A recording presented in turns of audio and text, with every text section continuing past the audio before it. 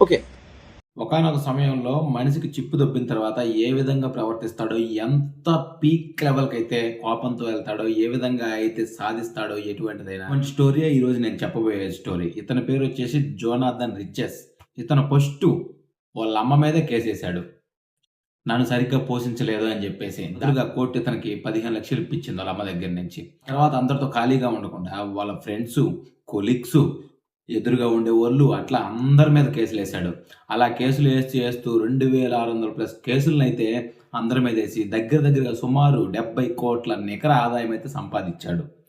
అటు సంపాదించిన తర్వాత గిన్నిస్ బుక్ రికార్డోళ్ళు 2,600 కేసులు ఎక్కువేశాడను లిటిగేషన్స్‌లో అని జెప్పేసి గిన్నిస్ బుక్ రికార్డ్‌లో ఇతని పేరు నమోదు జేశారు. ఆ తర్వాత మనోడు గిన్నిస్ బుక్ రికార్డ్ వాళ్ళ మీద గూడా కేసేసాడు. నా పర్మిషన్ లేకుండా నా పేరు మీరు ఎట్లా యేసుకుంటారని జెప్పేసి. వాళ్ళ దగ్గర గూడా నుంచి ఇట్ట డబ్బులు నొక్కొని, దాని తర్వాత చివరగా మీడియా వోళ్ళు ఇంత ఫేమస్‌గా ఎందుకు మీరిలా జేస్తున్నారని జెప్పేసి ఇతని గురించి ఇంటర్వ్యూలు తీసి, అవి టీవీలో ఇతను పర్మిషన్ లేకుండా ఎయటం వల్ల వాళ్ళ మీద గూడా కేసేసాడు.